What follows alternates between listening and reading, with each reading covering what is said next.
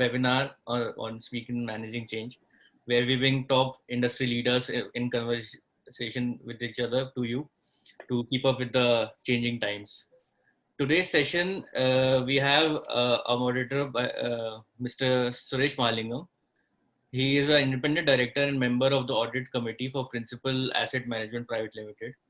With over 3 decades of experience in BFSI and FMCG sectors, he was previously the non-executive director with WGC, managing director and CEO of Tata AIA Insurance, and has led ITC and HDFC Life at senior leadership roles. Thank you, Mr. Malingam, for joining to this conversation. We have Ms. Annapurna Das.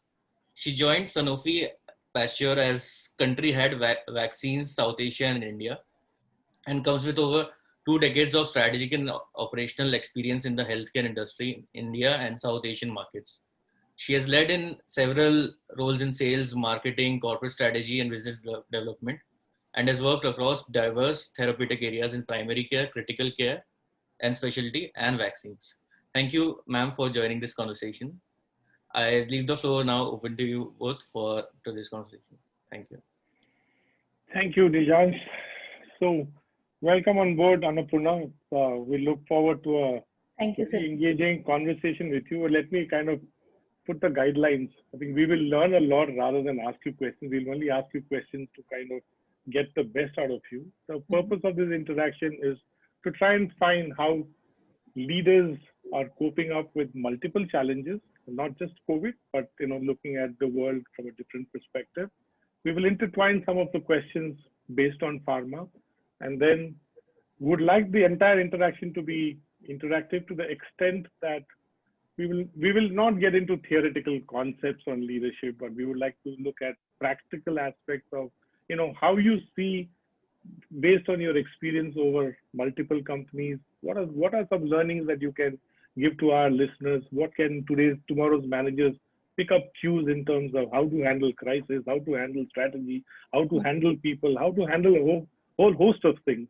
But we will center it around pharma so that we gain a lot of experience from what you have achieved so far.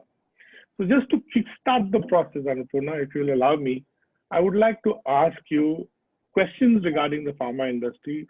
What are the new trends that you see revolutionizing the pharma industry, and what kind of impact will it have?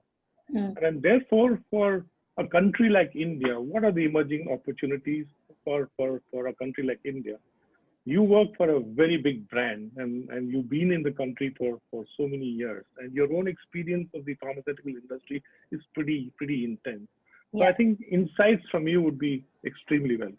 Yeah, thank you, Suresh. It's a pleasure to be talking to you and talking to the listeners who have joined this webinar today evening. Let me set some expectations first. I think all that I'll try to share what I know. I'm not expert on pharma by any means, but whatever comes to my mind, whatever I have learned over these years, I will share. By no means I'm a very generalist, so what comes to mind, I will share. Getting to your question, what are the trends in pharma? I think some trends, let me most generalize rather than talk about the crisis we are going through. I think pharma, the biggest trend, I think that everyone, and we have been working in the industry, is the adoption and better adherence of chronic care.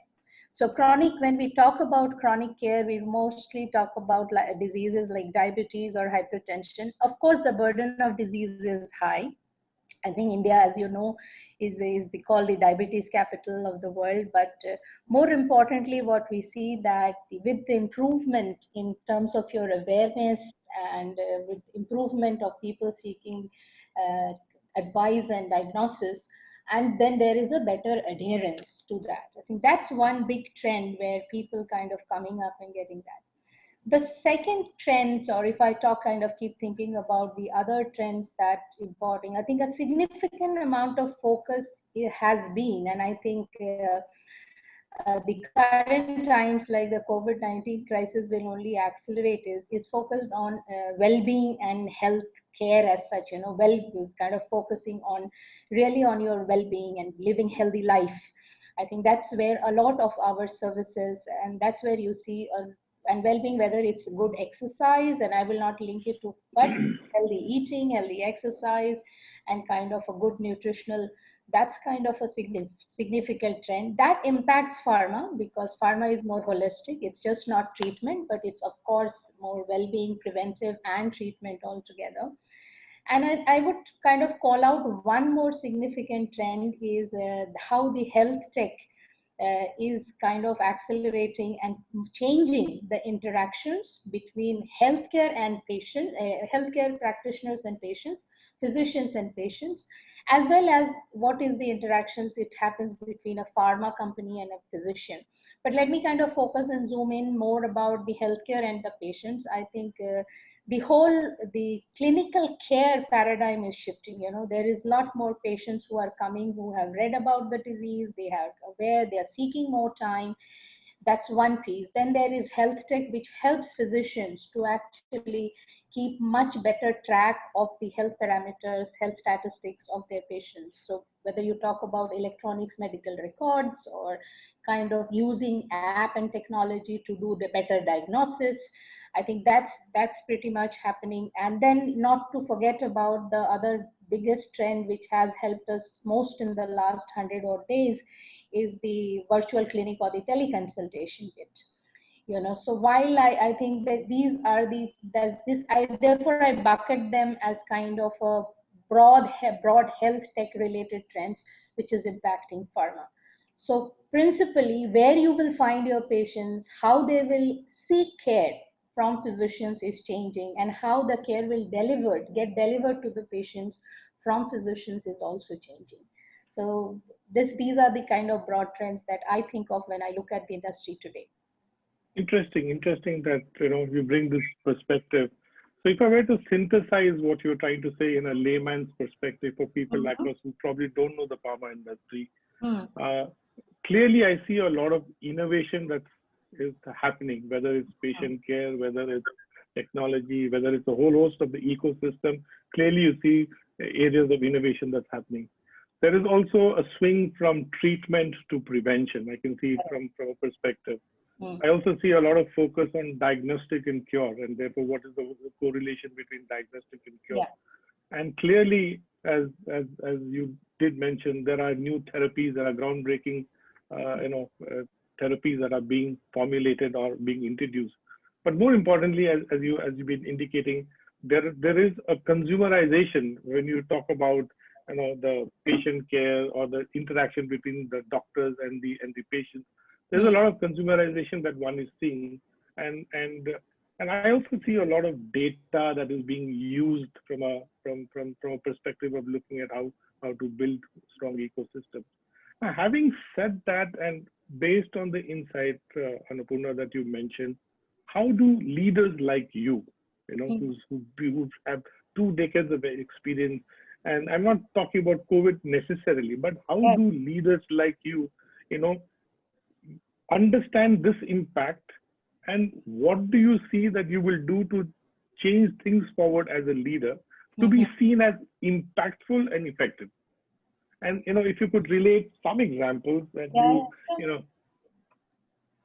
So let me kind of frame this into 2 bits. One is what you talk about your business or technical skill sets, or how you deal with that, and maybe the other part is more about your the way you lead, or the way you interact, the way you work with the organization. That's absolutely. Yeah. What would you look as a leader right now? What would I look at is that, so first thing what I have realized over the years, and this is, I think, that if we are able to get diverse set of people to the table, your ability to do and run your business and understand your business transforms significantly.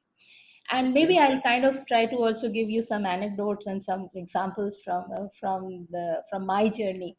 So first thing I will say that if from a business understanding perspective, understanding business landscape and anticipating the scenarios, that what it is important is most important. Therefore, in order to do that, you need to have a very, very diverse group of people in your team.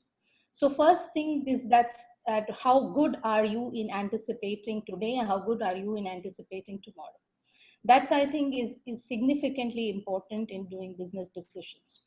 The second one, which I always keep saying, is that while you start building solutions for today, a good bit of your time should also start kind of lensing what will you keep you ready tomorrow. I'm giving some generic answers, but maybe I will just zooming in like that. So pretty much the way I work is that this is what is my 90 days framework of doing things. Then what do I do? Kind of come zoom in 90 days, then go to 180 days, and go to 360, and then go to 2 years and 3 years. I pretty much personally, I do not start with this big ticket thing that where I want to be after 5 years. Honestly, it's very uncertain. I think the variables change very fast. So the framework for me is zoom in now and then keep zooming out and coming back to your today so that you can keep layering up with that. So that's the second bit that I always look at it, that are you able to really build solutions which help your today's problems, but also in terms of what helps you in tomorrow? The last bit, which is important, is you can never build a business if you do not have subject matter expertise. So that's kind of links back to my first point again, that get the right set of subject matter experts along with building a diverse team. And that's what's important from a business acumen piece. So planning in terms of that, getting the right set of subject matters and the diversity of this. As far as it comes to, and we had that chat the other day, and I was thinking about this diversity piece a little bit, you know. Yeah.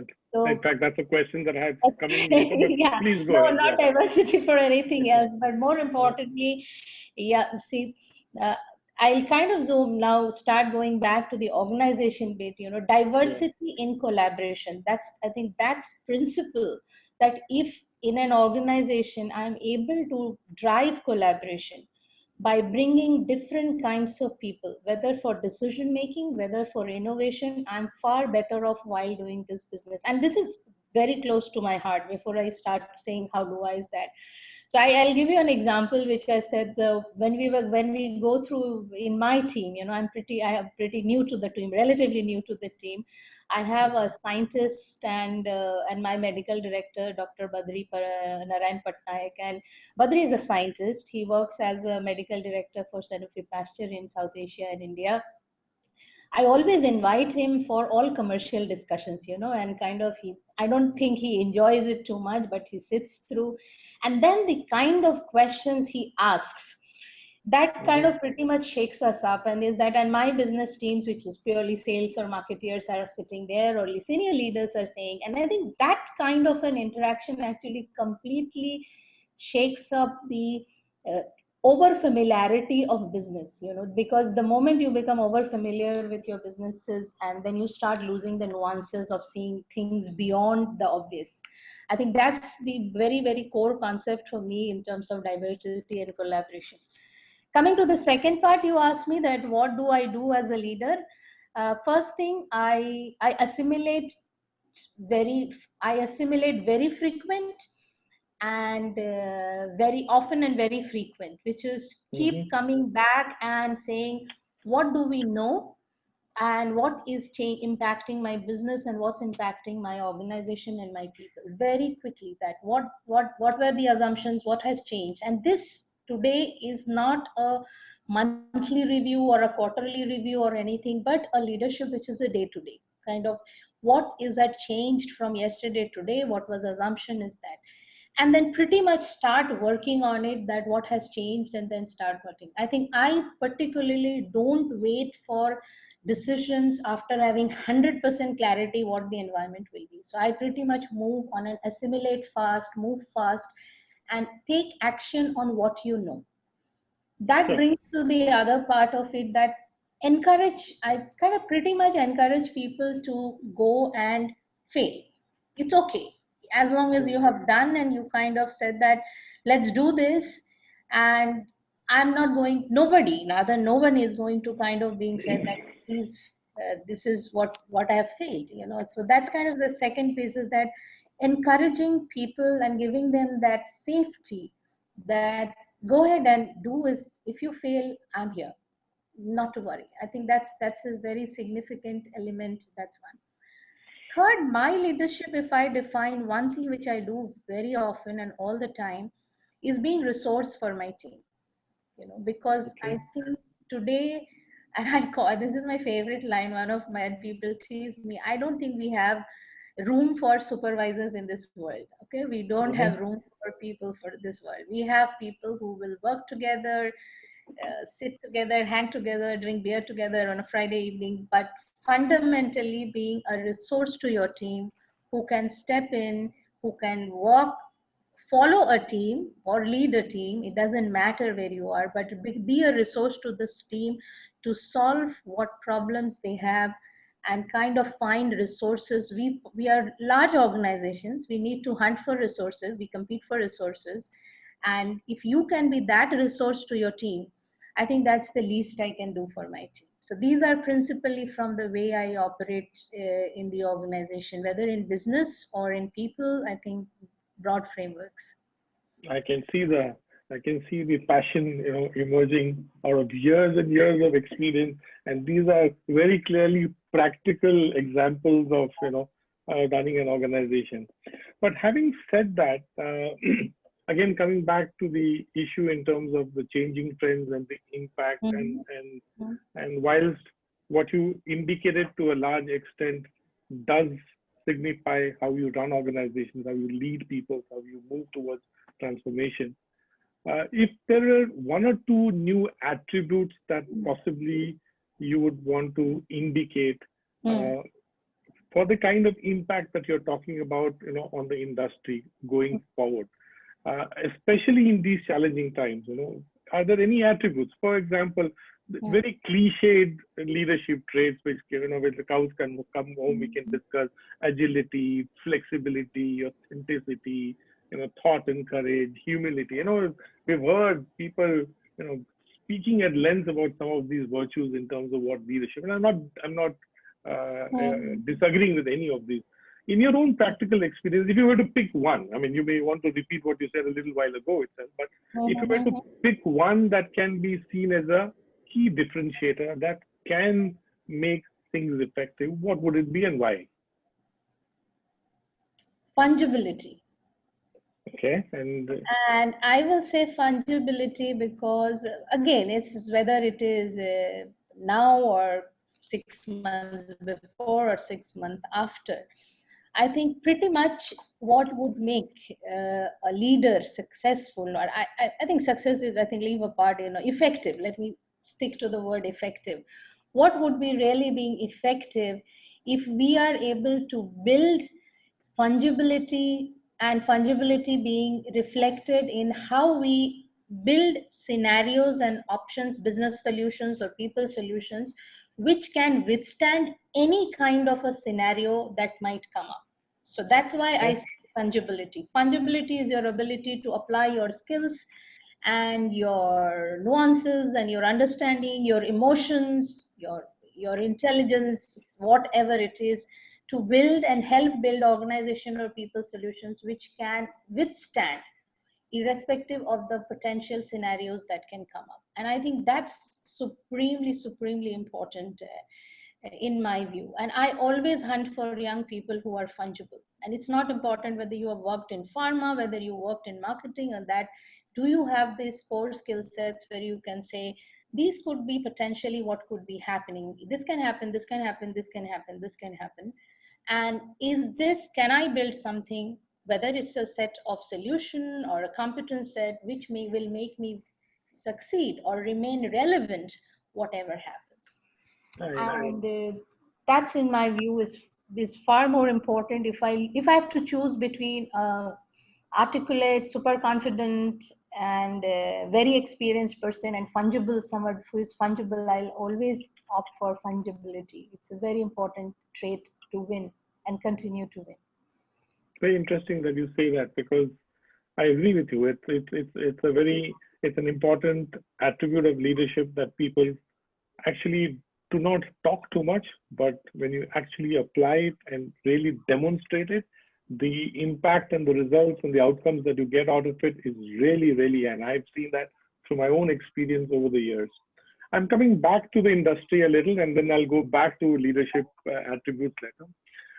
Very clearly, one reads a lot beyond the pill, and that's become a normal phrase that when you talk about the pharma industry, is it moving away from just prescription to, what lies beyond? A lot of changes have happened on multiple industries, and be it technology, be it digital transformation, be it a whole host of data information that you get, and the very approach, and therefore the cliche beyond the pill. What are the key drivers that you think from going from a pill to a complete solution, and what should industry champions like your organization or industry leaders such as you should do or should be looking at? And does this make sense at all? I mean, if it doesn't make sense, it doesn't make sense. It makes sense. I think you're right. Sometimes the word beyond the pill. Just a minute, Annapurna, before you come, participants, you can post your questions as I interact with Annapurna, and after the interaction happens, we'll take your questions. We'll ask Annapurna. So please post your questions. Sorry, Annapurna, Sure. I think beyond the pill is a very nice word. I think fundamentally this word came from the pharma industry's intent to really support patients' health outcome beyond just being providing for medicine. So I think pharma industry works on very strong pillar of availability, accessibility, awareness. So I think all these three A's keep kind of working together: awareness, access, and availability. But stepping back beyond the pill, genesis was that how do I become more relevant and how do I drive better health outcome? So that was the principle from that. So I'm a good student of marketing. Okay, so I always go back to my marketing days and remember saying that what is the patient journey?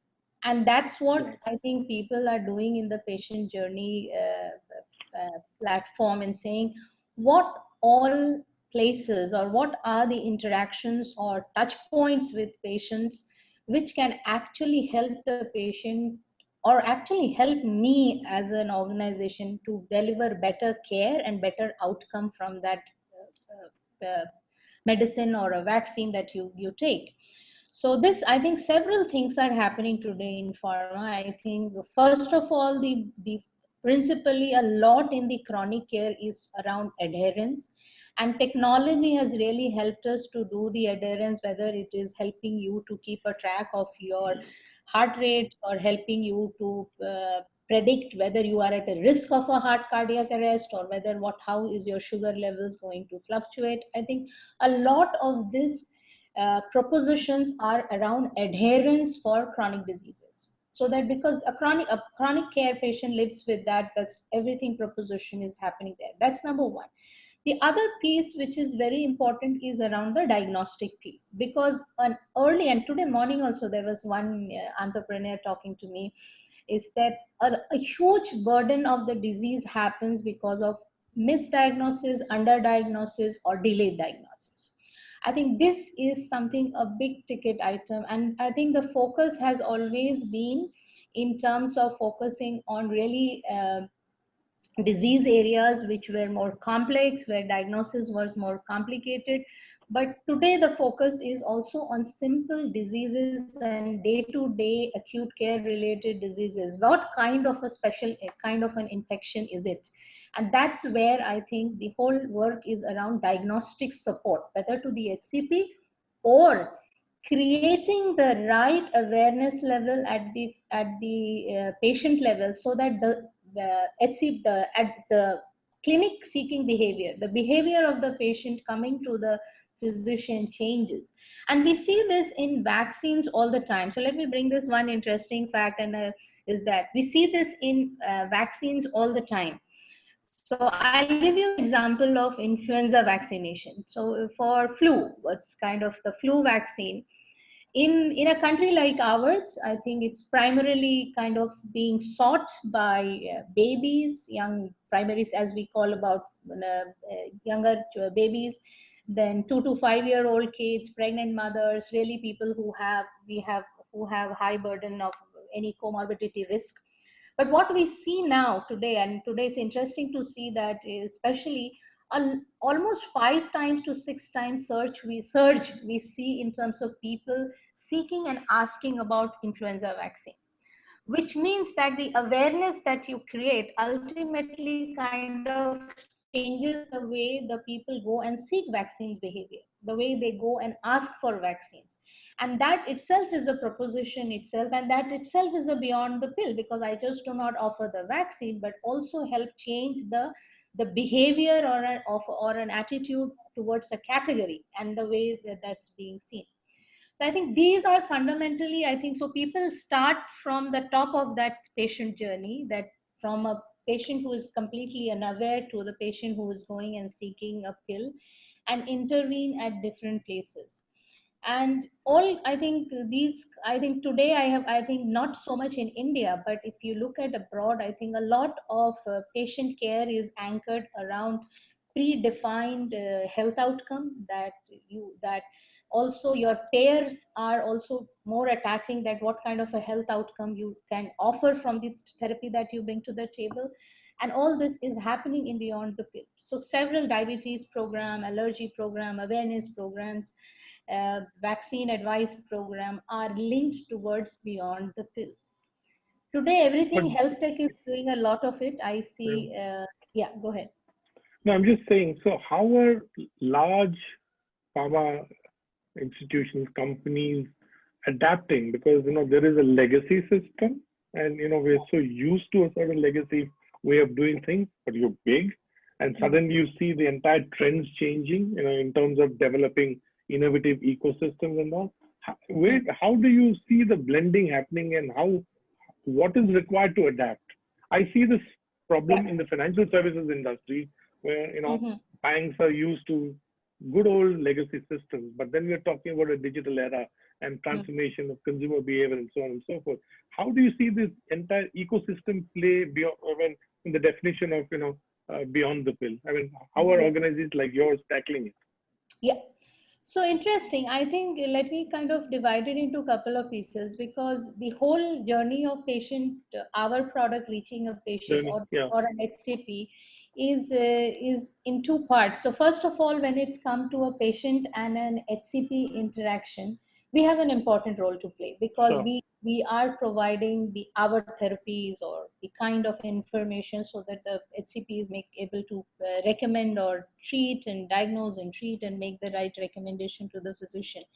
I think here we are transforming a lot, because traditionally the interactions have been all face to face. Our sales force have walked into clinics, and it's not because of COVID, but even pretty much for the last couple of years, pharma is creating much more interaction with physicians.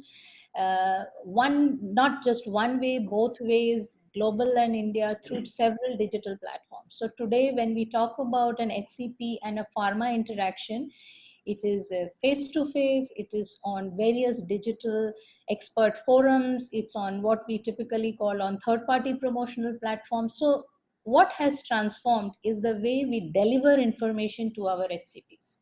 So earlier it used to be only through your sales force or through a face-to-face event.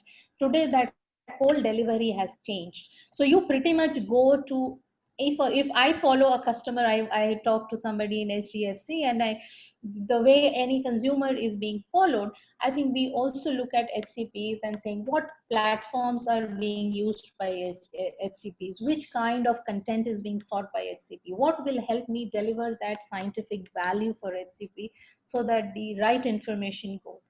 So this whole interaction is changing. Today we do a significant chunk of our events digitally, and that's the way the world to be. This also has transformed the bringing in of global and national or the country-based experts together, because your exchanges, I think we could be talking on Zoom, such large in scientific platforms through Zoom platforms. I think so. This is much more changed. What is again changing is the kind of partnerships that national HCP bodies would have with pharma companies. Today, a majority of these are focusing on either using technology to create awareness for the patients, so that you work with HCP bodies and associations, so and you deliver that science, that awareness to the patients, because it makes much more sense and much more credible when your scientists and scientific experts are talking about treatment and therapies. So I think those associations and partnerships are changing. What more technology? I think we have. Yeah, so I think now, if you look at today, most of the patient support programs or access programs are technology based. Many of the distribution systems, so and pharma is not just physicians and patients, but we also have a huge role of our channel, our distribution network. I have a question on distribution later, but I'm going to shift and get you on a lighter mode now. Okay, Sorry, so complete and then I'll get on. That's also is changing. It's changing. But the major focus today in health tech is on getting a 360-degree view of the patient data, so that you're not struggling with that. If this patient came in January 2018 and came back, what is that? So that's the first thing that you are building there. I think the other piece which is going to build, and we haven't seen, is the disease surveillance. I think how the technology is going to build the disease surveillance. I think that's the other piece of the work. Yeah, I gave a little. No, it's okay. It's very interesting. Annapurna, I'm going to shift from serious questions to a little bit of a listening questions. How are you coping up with mental health, physical health, and overall well-being in these challenging times? That's the first question addressed to you as a leader. Okay, you as a leader. Let me talk about first me as a wife. Okay. Okay, absolutely. First as a wife, then as a leader. As a wife. So it's funny, and I was telling my husband. So when we got into these interesting times, cocooning times, jokes apart. But then he said, okay, I will give you one big ask of yours that I have. And I said, what's it? He said, I will give you 9 p.m. to 10 p.m. every night where you can ask me anything. AMA session. I said, that's nice. After 20 years, you realize that. Yeah, the jokes apart. How I'm coping up with mental health, physical health. Overall, I think physical health, I realized very quickly after 10 days that you can't go to gym, you can't go out, so you need to get something. So wonderfully, I started with yoga, and I'm really enjoying. I think that's my physical health bit of it. I'm not a big into sports, but something which keeps my mind alert more than anything is doing something which kind of awakens me in the morning. I think more from the mental health, I think and let me be honest, I think I've gone through several phases, and it's not that, I got it right and it's being really nice, and that initial phase was really like stormy. You don't know how to plan your work. You don't know when you start, when you end, and also a lot of things to solve on a day-to-day basis. I think all of us experience this thing because nobody has seen a pandemic ever. Correct? Nobody. I don't think any business school or any business, any kind of a training was given that what is pandemic, and nobody taught us that I get up one morning and say I am pandemic ready. So I think from a mental health, what honestly we started doing in the initial phase was we started with the phase where we were speaking to each other at office all the time, like from morning to evening, and everybody had a jam-packed Zoom. This was the first phase. Was it helping mentally? I think in the hindsight, when I look at it, actually it helped because you were not missing anybody physically. To be honest, we've been used to going to office every day. I think then we slowly titrated and we said, no, I think we need our own time. We are overwhelming on Zoom, and I think we are on a Zoom platform. So that kind of change. So I think then we started reshaping and saying that how much time do we need to spend and meeting each other and talking to each other, and how much time we need to start segregating that, start doing things, or start focusing on individual stuff that you want to do. I think that helped a lot. I think that segregation, I know you asked about mental, that segregation started cleaning up the space. It took some time. I think first couple of weeks were like little crazy. It took some good amount of time. And last, and I will not underplay this one, is hanging out with no purpose. Okay, you just talk and chat without having an objective or an agenda. Okay, so I get my LT all together and we just chat and hang, and that one. And I love seeing all the kids at the home of my colleagues and they waving in the Zoom. I think this has helped the mental health. I think this has really helped. Let's remember, because we are intruding homes, children are not. Okay, we are bringing office. So it was, I think that helped a lot. We got into talking to each other. So we moved from a power packed agenda discussions all the time to having conversations with no purpose. We're having conversations where there was not an agenda or not a crisis we were handling, and getting that phase back, that we are no more in crisis. This is the way it is, and kind of I'm not saying we're no more in crisis, but this is the way we like, and that has calmed, I believe, all of us a little bit and helped in keeping our sanity checked. But the best part is looking at the children on Zoom. I really enjoy that. No, it's very nice. It's very interesting, and the way you said it. So, extending on the same question, okay, and working from home, how have you engaged with your employees? How has their morale been? I know there's been a lot of calls to Zoom, telephone calls. And the essential question is, how do you keep? The question is larger from a communication perspective. How do you keep it efficient? How do you keep it effective and to a minimum? We love to talk, we love to get engaged, right? And these are, when you're not physically seeing each other, yet you need to be effective. And so how have you managed that? Because this is a large organization. Pretty much the same. I don't think I got it right, or many of my others, we didn't get it right in the beginning. We were all struggling that.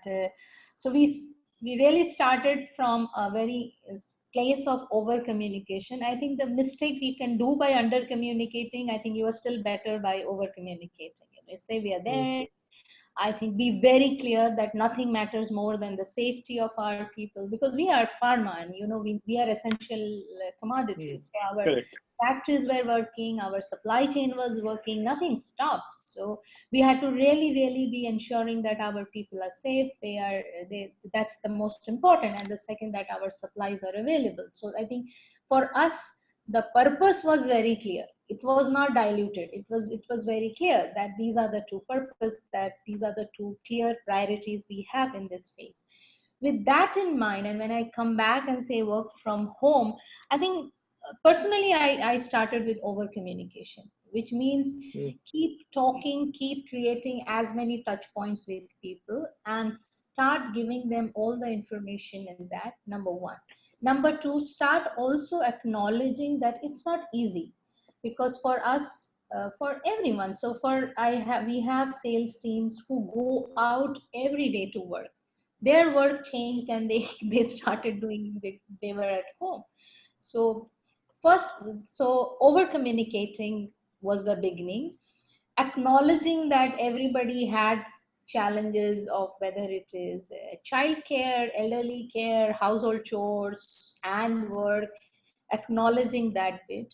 And most importantly, I think not just from India or my team, I think principally our organization gave us a lot of comfort that it's not about saying you need to log in at that time, you need to log out that time, but creating that comfort of trust and saying, we trust you, we know you will do the right things, and we're not telling you log in at that time and log out that time. I think that helped a lot to create that comfort in employees. Communication bit, we started little haphazard, but then we have planned, we do town halls, we do digital coffees, digital celebrations, digital farewell, digital everything we are doing in that. So it's business. It's a lot of things that we would do physically. We have converted into digital, and with the simple narrative that it has to go on and we have to remain connected. Yeah. So one line answer is started with over communication, and then finally we are reaching an optimal balance. So that this is what people talk about, the new normal, I guess. This is the way things will move forward. So I have a couple of more questions. I think we've been having a very interesting 40 minutes of conversation. I'm aware that we need to close this in 45 minutes. I'll just take some questions from the audience, from the participants, and then I'll come back and ask you a few more questions. So let me just go through the questions. And I told you there will be a question on vaccine, and there is a question. I will, although, how far are we away from the COVID vaccine? Is 2020 too optimistic? 2020? Yeah, it's end of 2020 is what I would guess. It's too optimistic. Yeah, so all I can share with my understanding, and which is fairly limited, and I think there are several candidates in the world which are being pursued for they are in development phase. All of them are in different phase of development. I think all I can say that vaccines development is a long process. It's, I think, most of the vaccines players or companies are focusing on getting it in an accelerated way. Government is supporting that. But I would say it will still take us some more time. It could still take us a reasonable time to ensure and get those vaccines to the market. This is purely my personal view. Again, I said I'm not an R&D expert, but I believe it will take us some more time to get the vaccine to the market. Any vaccine, and multiple players are working on that. Okay, good. Now, one more question from the participants, which is also linked to a question that I had for you. Typically, every organization talks about purpose, about culture. Living those purpose, living the culture, or actually implementing that culture on a consistent basis is a challenge for most organizations. So very often it's loosely, this is our culture, this is the way we do things, and so on and so forth. In the current context of the becoming bigger, challenging situations, is there a sense to repurpose, broadly? Yes, no. I mean, personally, I don't think you need to, but I'm just saying, is there a need to repurpose given the changing dynamics? And if so, what are the cultural attributes of the purpose that needs change? Because one behavioral change that we're seeing culturally is we are working from home. I'm just a broad example. And therefore, the ability in terms of the way we handle our stakeholders is very different from, let's say, operating from a different environment. So therefore, do you see challenges in terms of repurposing culture, or you see some tweaks, or even if you can define, how do you see culture building in the current scenario? Yeah, that's a long. Let me see if I try to. And you can break it up. I mean, essentially, purpose, culture. So purpose and culture. In my personal view, I think purpose should be a bit of a sacrosanct. I think it does get repurposed as time progresses, as environment. But let me focus what I know is from pharma or a healthcare. I think making the innovation, making your products available to your patients and making it accessible and available is more important. I think that purpose doesn't change. I think that from a pharma's purpose, healthcare, basic healthcare outcome purpose doesn't change. When it comes to culture, I think is a set of and when I look at culture as an English word, I think set of behaviors and things that we need to kind of constantly demonstrate, which frames, which kind of talks about the environment you stay in. Of course, I think cultural priorities do change, and that doesn't change because your environment has changed, or the pretty much that there are certain behaviors within the organization, or within just not organization, within any unit. It could be within a family, within any unit where a set of people are working together. I think culture needs to be repurposed, because if I have a set of behaviors, and I'm oversimplifying it, Suresh, if I have a set of behaviors which can be loosely termed as my culture, is counterproductive to my relevance and to my competence and growth and my sustenance in the environment, I need to change. That's very simple. And I'll bring one very sharp business example here, is that today in this world, if we have a completely the whole optimism level of consumers and purchasing behavior, income levels, all this start changing, I think we will have to internally start looking at our behaviors that define our day-to-day business choices and decisions. Because unless I change that, I will not be able to be successful in my new operating model.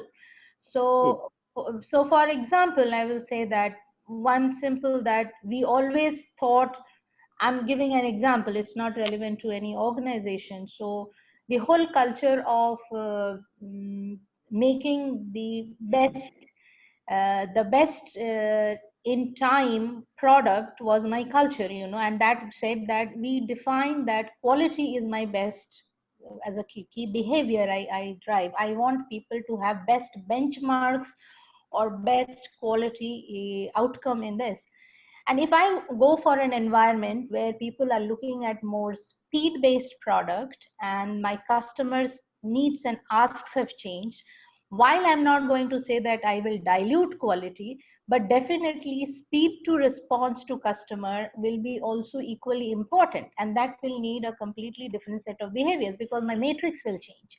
So this is a very concrete example that if your customer asks, if your business asks change, you will have to repurpose your culture. And at the same time, and it might sound cliche, I would never take away the strengths of an organization, because I have grown up in wonderful organizations where there is so much focus on the legacy and the culture which has got us there, but at the same time layering it up with new things and different things that can take there. So some organizations might say do things where you ensure that you are first time right. That's one culture. Versus another organization saying, don't worry, even if you are not first time right, you're okay, you will fail, I'm okay, I'm here, go and do it. So these are two very different cultures, very different set of cultures. First time right, best quality, first time right, versus go fail, get it done, you will come back. So I think this repurposing will have happen. And I don't think I have one answer fits all. That it is organization based, life stage of the organization, where, and this will get, it's very organization specific. There's no right or wrong culture. Did I answer? Of course you did. Of course you did. So therefore, a leading question to what you stated, if there are one or two things that you would possibly want to do that you've not done it, but you always want to do, given the going forward, what would you do? Anything that you always wanted to do, but you couldn't do with your team, with the way you looked at things, any attribute, anything in which you feel your desire is to do it. There's always this worry. I'll tell you. Yeah. So I'll tell you what, and not that, I'll be honest here. It's not a choice that, or I wanted to do, but this is an outcome of what I have gone through. So I'm this blue person, okay, who wants to look at data, looks at structures, and get me some more insights. Tell me what customers saying. Tell me what HCP behavior, etc. Is that. One thing, I think a lot of these frameworks have got totally shattered, because today I don't have data. Okay, I don't have data. I do not have too much of insights, and I don't have the luxury of not making decisions. So what has really shaken me up is saying that this all your decision making frameworks and what all that you thought and you learned and you were proud of got kind of shattered, because I had to go back and say, okay, this is what I know, this is what I don't know, this is probably the decision I am making, but let me still make it. Sure. Sure. This is very different me, and this is very different me than I have lived all my life. And this is a discovery, self-discovery. And That's being very honest and open. I really appreciate that you're being honest and open. Yeah. So that's one thing. Yeah, that's really one thing. Yeah. Because I you have some more. If you have some more, please go ahead.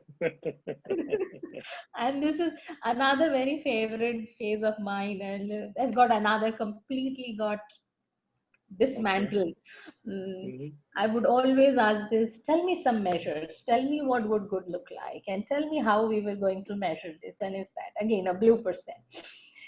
And got completely challenged. Okay, what good looks like, I don't know. Honestly, I don't know. And pushing me and more towards that. And if maybe when I'm thinking about this, towards that, it's okay to be having that lack of confidence and vulnerability and saying, I don't know, but based on what I know, this is probably what it looked like, and this is what I will do. I think that making those kind of choices, I often feel that, and I know transformation is close to your heart, Suresh. Transformation, and purely my view, transformation is sometimes overrated. With all due respect to all the transformation agents, because it's a series of small little things, and I realized it never before as stronger in the last 100 days. Series of small little things that you go through one by one on day to day, and you transform without even thinking and having that trauma and pain of transformation. So these are a couple of things I discovered. I got my whole blue thing got completely shattered now. Annapurna, I have more questions, but I'm also looking at the time. I'm going back to some questions posted by the participants. Let me take one or two more questions. When the COVID initially hit the healthcare sector, what was your thought process to handle the sudden surge in operations and motivate your team? Very interesting question. As I think I mentioned, is that we had very, very clear two sets of priorities, that how to keep your team safe. And I think the whole safety was so important. I don't think the focus was on any other parameter of productivity, efficient, effectiveness, all the usual business metrics. Nothing was of priority. What's that? How do you keep your people safe, for their safety, their families safe, and do not contribute to the rise of infection? I think that was very clear. So we moved out. Actually, we kind of moved out much earlier than the national lockdown. We started work from home. I think that became very clear, and we did everything to ensure that my team is going back. They're working from home, they're feeling comfortable, what they need to do, etc. The other single most priority, and as a vaccines players too, and that was to ensure supplies.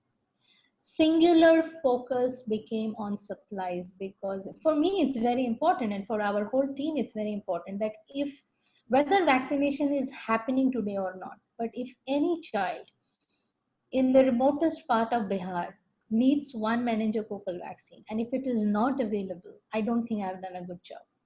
And that became it was very simple, because your yardstick of working 24/7 was to ensure those supplies. Sure. How did you get that? So it was imports, clearance, supplies, managing the supplies, and I think teams did phenomenal job. Our supply chain, our channel partners, I think government stakeholders, everybody, I think everybody rallied to that. So I think we kept it simple, we kept it focused on these two things, and that's what we worked. Terrific. So let me take one more question. According to you, which leadership skill has become the most critical skill in this new normal environment? You've answered the question, but maybe you would like to state it again. Yeah, I talked about fungibility, which is about correct. Scenario planning is very, very critical. If I have to give a very good management word to do some justice, speaking has invited me. So, so scenario planning and planning that what kind of choices and will make you fungible, that whichever scenario happens, you are successful. Okay, one more question, Annapurna. What will be the ways of working, of doing business in the new normal once markets open up? Yeah, so this is an interesting question. First of all, there is no finite date that this is a day when everything will be as it was XYZ 2020 is this that. So we all have to realize that there's no finite date to this.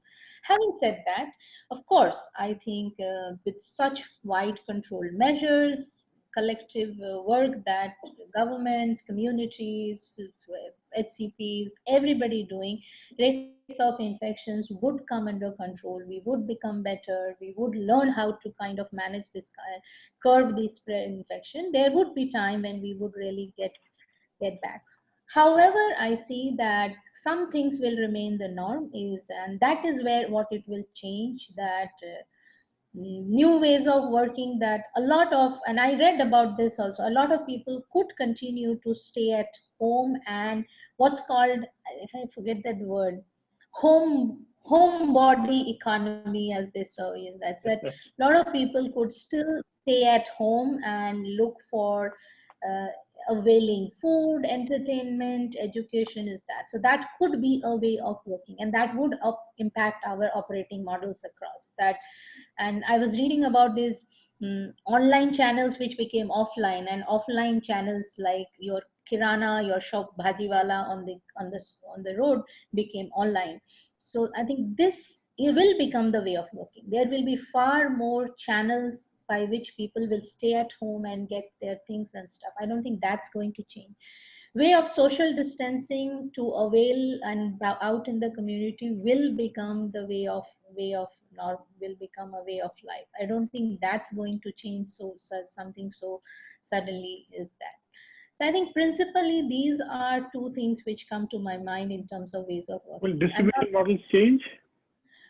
Distribution model will change because your operating model might change. That's what I talked about. That so principally, if people who went out every Saturday night to have a dinner, and if they continue to now kind of get similar experiences at home. So again, going back to the word home, whether it is food, entertainment, health, education, exercise, whatever, well-being, I think it's not just about Netflix or Spotify or something, but it's much everything that you want to enjoy at home.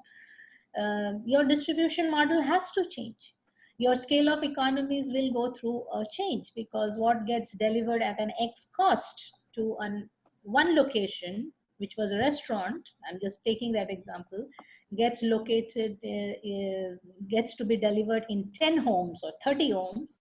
There is a difference in the cost of delivery. There is a difference. This whole mechanism has to work.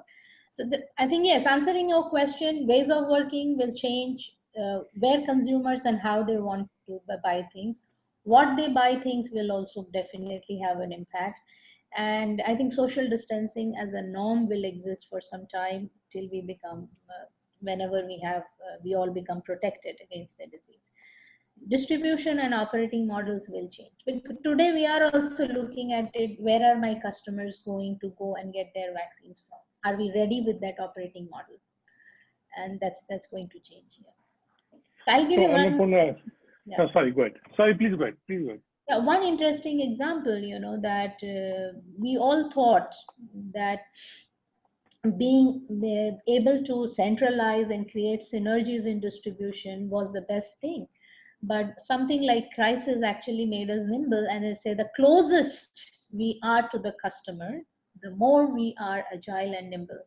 And that kind of shifted your whole thinking of synergy and consolidation to saying, let's be closest to the customers. So that changed your thinking.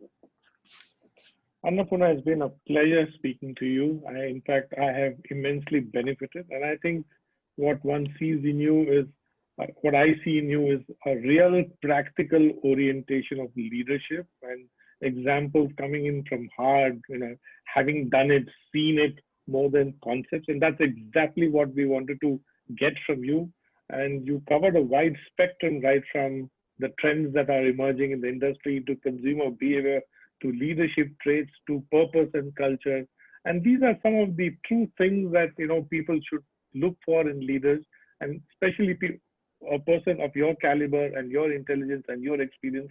I think you have shared a lot, and I'm sure given some more time, we could have asked you some more questions. Having said that, thank you so much. Thank you for all the participants who viewed it. I would now like, if you'd like to say a few things as closing remarks, Annapurna, please go ahead. No, my pleasure, Suresh. It's an honor to be talking to you and share this platform with you. Thank you to speak in. And as I said in the beginning, I don't think I have any novelty to add. It's just my experiences, some journeys, some anecdotes and stories. So all I would say, all of you remain safe, remain curious, assimilate every day, and keep going. I think that's most important in this phase. And at the end of the day, I feel we are blessed to be all here talking, connected, and having this opportunity to remain connected. I think it's indeed a blessing, and I'm thank you for all of you who joined, and I'm sure we will have more opportunities to talk someday. Be safe. Thank you, Annapurna. Thank you, Annapurna. Thank you, speaking, and thank you all the participants. We thoroughly enjoyed the conversation, and thank you for taking the time, Annapurna. And stay safe, stay home. Thank you so much.